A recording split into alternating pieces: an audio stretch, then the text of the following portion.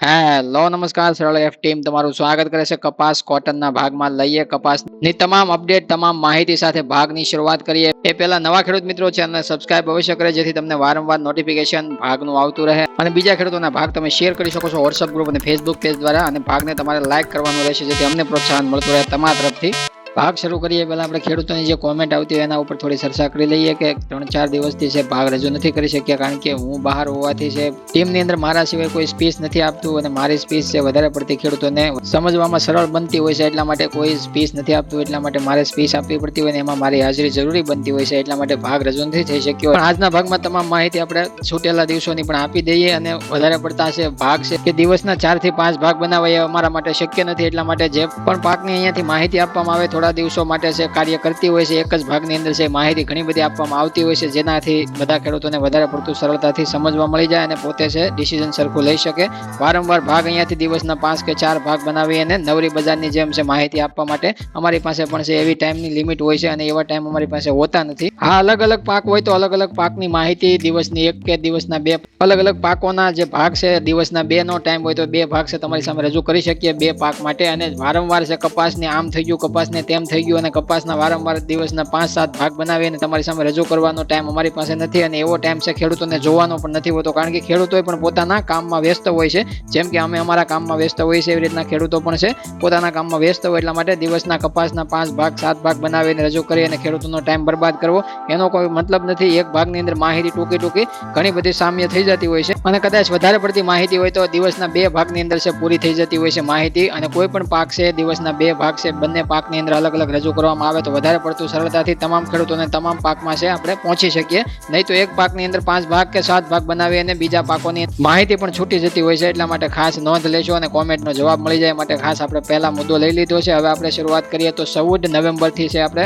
State wise estimate cotton અરાઇવલ્સની વાત કરીએ તો આવકનું પ્રમાણ જોઈએ તો 14 નવેમ્બરે દેશની અંદર કુલ ટોટલ જોઈએ તો 1,55,800 ગાંસડી છે બાંધવામાં આવી હતી જે આગલા દિવસે એટલે કે 13 નવેમ્બરના રોજ છે આપણને 1.25 લાખ ગાંસડી જેવું આપણે ટોટલ મેળવ્યો હતો અને એ પ્રમાણે જોઈએ તો 15 નવેમ્બરના રોજ કુલ ટોટલ 1,37,600 ગાંસડી દેશની અંદર બંધાણી હતી અલગ અલગ રાજ્યોને મેળવીને એ રીતના શનિવારે 16 નવેમ્બરના રોજ છે આવકનું પ્રમાણ જોઈએ તો અલગ અલગ રાજ્યોમાં સૌપ્રથમ ગુજરાતથી શરૂઆત કરીએ તો 27,600 ગાંસડીની આવક છે ગુજરાતમાં જોવા મળી હતી મહારાષ્ટ્રમાં 24,000 ગાંસડીની આવક જોવા મળે છે મધ્યપ્રદેશની અંદર 13,400 ગાંસડીની આવક જોવા મળી હતી તેલંગાણાની અંદર 20,600 ગાંસડીની આવક જોવા મળે છે આંધ્રપ્રદેશની અંદર 8,000 ગાંસડીની આવક જોવા મળી હતી કર્ણાટકની અંદર 18,000 ગાંસડીની આવક જોવા મળે છે તામિલનાડુની અંદર 400 ગાંસડીની આવક જોવા મળી હતી ઓડિશાની અંદર 600 ગાંસડીની આવક જોવા મળે છે પંજાબ હરિયાણા રાજસ્થાન લાઇનની વાત કરીએ તો 14,600 ગાંસડી ત્યાંથી આપણે આવતી જોવા મળે છે દેશની અંદર કુલ ટોટલ 16 નવેમ્બરના રોજ 1,27,200 ગાંસડીની આવક જોવા મળી હતી જેમાં ગુજરાતની આવકનું પ્રમાણ જોઈએ તો 27,000 આજુબાજુનું છે આપણને પ્રમાણ છે લગાતાર 4 દિવસથી જોવા મળે છે આવકનું પ્રમાણ 27,000 ગાંસડીની જે ડેઈલી પર ડે બંધાવી ગુજરાતની અંદરથી એટલે કે 4 દિવસથી લગાતાર 27,000 આજુબાજુ છે આપણને આંકડો આવતો જોવા મળે છે અને એના લીધે હાજર બજારમાં રૂના ભાવમાં દિવસે દિવસે એટલે કે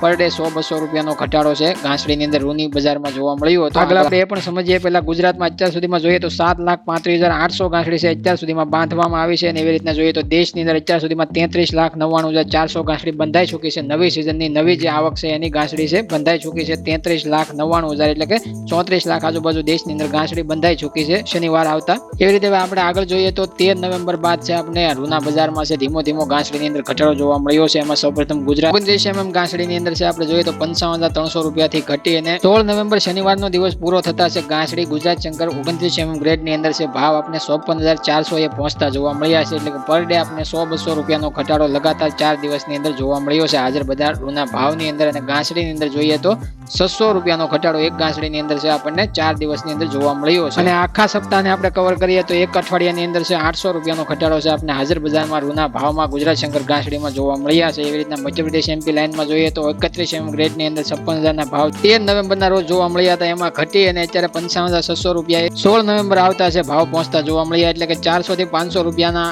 ઘટાડો છે આપણે મધ્યપ્રદેશ એમપી લાઇનમાં 31 ગ્રેડની અંદર જોવા મળ્યો એવી રીતના જોઈએ તો પંજાબ હરિયાણા રાજસ્થાન લાઇનની વાત કરીએ તો ત્યાં પણ છે આપણને 13 નવેમ્બરના રોજ છે 53,600-700 રૂપિયા જોવા મળ્યા હતા અને ત્યાંથી ઘટાડો થતા છે બજાર 52,800 રૂપિયા 16 નવેમ્બરે આવતી જોવા મળી 27 ગ્રેડની અંદર એટલે એમાં પણ આપણે જોઈએ તો એક અઠવાડિયાની અંદર 900 રૂપિયા કે 1000 રૂપિયા સુધીનો ઘટાડો છે એક ઘાસડીની અંદર છે 27 ગ્રેડની અંદર જોવા મળ્યો હતો. એવી રીતના જોઈએ તો કર્ણાટક તામિલનાડુની અંદર 35 ગ્રેડના 93,000 રૂપિયાના ભાવ જોવા મળ્યા હતા એક ઘાસડીને. એમાં ઘટીને 16 નવેમ્બર આવતા છે 92,500 રૂપિયા ઘાસડી પહોંચી છે. એવી રીતના જોઈએ તો મધ્યપ્રદેશ એમપી લાઇનમાં છે 35 ગ્રેડની અંદર 90,000 રૂપિયાના ભાવ ચાલતા હતા 13 નવેમ્બરના રોજ. એવી રીતના 16 નવેમ્બર આવતા છે 89,500 રૂપિયા ભાવ અત્યારે એક ઘાસડીનો જોવા મળે છે. એટલે કે 500 રૂપિયા બંને રાજ્યોની અંદર ઘટાડો ઊંચા ગ્રેડમાં જોવા મળ્યો છે. એવી રીતના જોઈએ તો અલગ અલગ તમામ રાજ્યો અને તમામ ગ્રેડની અંદર છે આપણે 500-600 રૂપિયાથી લઈ અને 700-800 કે 900 રૂપિયા સુધીનો એક ઘાસડી અલગ અલગ રાજ્યોમાં ઘટાડો આ અઠવાડિયામાં જોવા મળ્યો છે. આપણે સાપ્તાહિક માહિતી પ્રમાણે જોઈએ તો આ સપ્તાહમાં છે આપણને ઘાસડીની અંદર આટલો ઘટાડો છે જોવા મળ્યો છે. એમાં જોઈએ તો દેશના અલગ અલગ રાજ્યોની અંદર વેચવાલીનું પ્રમાણ અલગ અલગ રીતે વધતા ઓછા પ્રમાણમાં જોવા મળ્યું હતું. એ પ્રમાણે ભાવની અંદર પણ વધતા ઓછા પ્રમાણમાં અલગ અલગ હાજર ભાવમાં રૂના ભાવમાં છે આપણને ઘટાડો જોવા મળ્યો છે. અમુક રાજ્યોમાં વધારે ઘટાડો જોવા મળ્યો તો અમુક રાજ્યોમાં ઓછો ઘટાડો જોવા મળ્યો છે. પણ ઘટાડો એકંદરે આ અઠવાડિયામાં જોવા મળ્યો અને વેચવાલીનું પ્રમાણ પણ અમુક જરૂરિયાત ખેડૂતોના લીધે છે થતું હોય છે. એ પ્રમાણે વેચવાલી આવતી હોય છે અને નવેમ્બર મહિનામાં વેચવાલીની નાણાં ભીડના લીધે ખેડૂતોની જરૂરિયાત પડતી હોય છે અને વેચવાલી વધવાથી કોઈ ઉત્પાદન વધી જવાનું છે અથવા તો ઉત્પાદન એક સાથે છે દેશની અંદર વધી ગયું છે એવું પણ નથી હોતું. અમુક વાર જૂના કપાસનો સંગ્રહ કરેલ સ્ટોક છે એ પણ ખેડૂતો વેચતા હોય છે. એની પણ છે નવી સિઝનના નવા કપાસમાં છે ભેળસેળ થતી હોય છે. એટલા માટે ખાસ એનું પણ વેચાણ આવતું હોય છે. એવી રીતના નવા કપાસ સાથે જૂનો કપાસ બંને મિક્સ થઈ અને વેચાણ થતું હોય છે. એટલે કે વધારે પડતી આવકનું પ્રમાણ બતાવવા માટે અલગ અલગ રાજ્યોમાં છે આવકનું પ્રમાણ વધતા ઓછા પ્રમાણ જોવા મળતું હોય છે નવેમ્બર મહિનામાં. અને ભાવ દબાણનું બીજું કારણ જોઈએ તો ખાનગી સંસ્થાઓ દ્વારા છે પણ ઘણા બધા કપાસ વેચવા માટે અથવા તો કપાસને વેચવા માટે વધારે પ્રોત્સાહન ખેડૂતોને આપવામાં આવ્યું છે અથવા તો એવા ન્યૂઝ બહાર પાડવામાં આવી છે જેથી કરીને ખેડૂતો પોતાનો સ્ટોક રાખે નહીં અને બહાર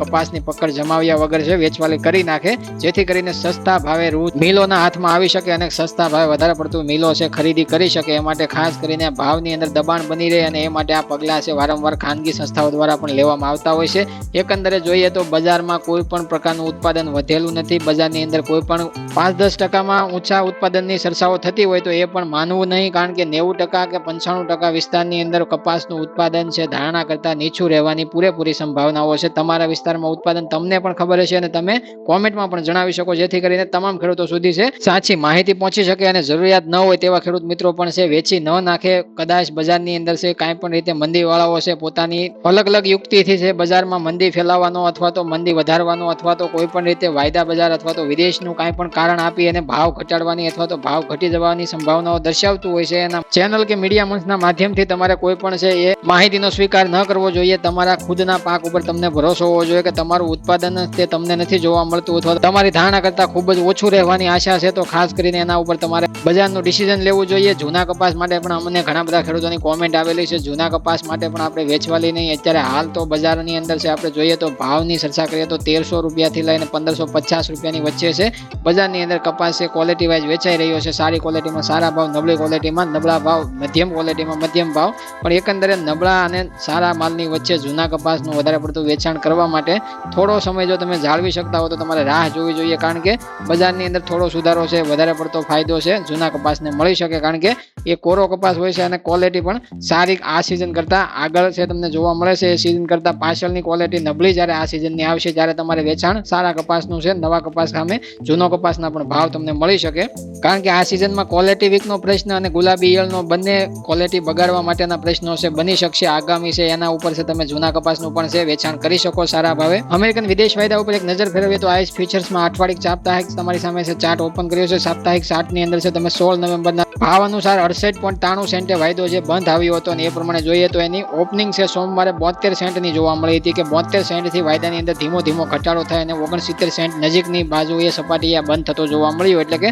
3 સેન્ટનો ઘટાડો છે વાયદા બજારમાં વિદેશ વાયદામાં જોવા મળ્યો છે. એમાં કોઈ એવો મોટો ઘટાડો નથી થઈ ગયો અથવા તો એવો કોઈ ઘટાડો નથી કે જે બજાર છે ભારતીય બજારોને દબાવી શકે. ભારતીય બજારો 3 સેન્ટના લીધે છે 900 રૂપિયા કે 1000 રૂપિયા છે ઘાસડીની અંદર નીકળી જવાય એ કોઈ ભારતીય બજારોને વિદેશ વાયદાનો અસર નથી પણ ભારતીય બજારોને પોતાના ઘરેલું સંસ્થાઓ અને ઘરેલું વેચવાલીના લીધે છે બજારમાં દબાણ નવેમ્બર મહિનામાં ફરીથી તમને જોવા મળ્યું છે. વેચવાલી એકંદરે છે બજારમાં તમને ઘટતી જોવા મળશે એટલે એકંદરે વાયદો વિદેશ છે ઘટેલો જોવા મળશે. આઈસ ફ્યુચર્સની અંદર ઘટાડો હશે છતાં પણ ભારતીય બજાર મજબૂત હશે. આગળ તમારે નોંધનીય બાબતને યાદ રાખવી. વાયદાના લેવલ પ્રમાણે જોઈએ તો શુક્રવારે જ્યારે આપણે ક્લોઝિંગ છે નીચું જોવા મળ્યું છે તો સોમવારે પણ ભાવ છે ઊંચા અથવા તો વધારે તેજીમાં જોવા નહીં મળે એવી સંભાવનાઓ બનેલી છે વાયદા ઉપર અને અને જોઈએ તો લેવલ છે આપણે 68 સેન્ટ કરતા નીચેનો માર્ગ નથી ખોલતો જોવા મળ્યું, એમ 74 સેન્ટ કરતા ઉપરનો માર્ગ પણ ખોલતા નથી જોવા મળ્યું. એટલે બંનેની વચ્ચે છે અફરાતફરીમાં વાયદો ઉતાર ચઢાવમાં જોવા મળી શકે આગલા સપ્તાહમાં. અમુક ખેડૂતોની આયાતની ચિંતાવાળી કોમેન્ટ આવતી હતી કે ભારતની અંદર કોટન આયાત બીજા દેશોમાંથી થશે તો ભારતીય બજારની અંદર વધારે પડતો ઘટાડો જોવા મળશે અથવા ભાવની અંદર વધારે ઘટાડો થવાની સંભાવનાઓ બનેલી છે એવી ડરામણી ચર્ચાઓથી છે કોમેન્ટો આવતી હતી ખેડૂતોની. એને પણ આપણે ચર્ચા છે ખાસ એના માટે સ્પેશિયલ ભાગ રજૂ કરવાના છીએ. કોઈ પણ ચિંતા ખેડૂત મિત્રોને કરવાની નથી. આયાત છે કેટલી સસ્તી છે અને કેટલી પોસાય તેમ ભારતીય વેપારીઓ માટે છે. ખાસ કરીને સ્પિનિંગ મિલો, જીનિંગ મિલો તમામના આંકડા અમારી પાસે છે અને તમામ આંકડા છે તમને નવા ભાગની અંદર સ્પેશિયલ ભાગમાં આયાતનો સ્પેશિયલ ભાગ છે આપણે રજૂ કરવાના છીએ, જેથી તમામ ખેડૂતોને એનાથી કોઈ ચિંતા કરવાની જરૂર નથી અને એનાથી કોઈ ડરવાની જરૂર નથી. માત્ર ને માત્ર તમારે પોતાના માલથી મક્કમ રહેવાનું છે અને પોતાના પાકથી છે સજાગ રહેવાનું છે. હવે મળીએ નવા ભાગ સાથે. હું રામભાઈ મળું તમને નવા ભાગ સાથે. ત્યાં સુધી તમામ ખેડૂત મિત્રોને જય જવાન, જય કિસાન, જય ભારત, જય ઠાકર.